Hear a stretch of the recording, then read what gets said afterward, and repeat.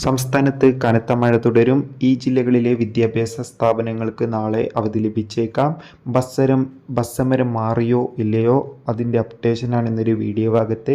വീഡിയോയിൽ മുൻപ് video like ചെയ്യുക, ചാനൽ സബ്സ്ക്രൈബ് ചെയ്യാൻ വേണ്ടി ശ്രമിക്കുക. സംസ്ഥാനത്ത് ഇന്ന് ജൂലൈ 22 പൊതു അവധിയായിരുന്നു.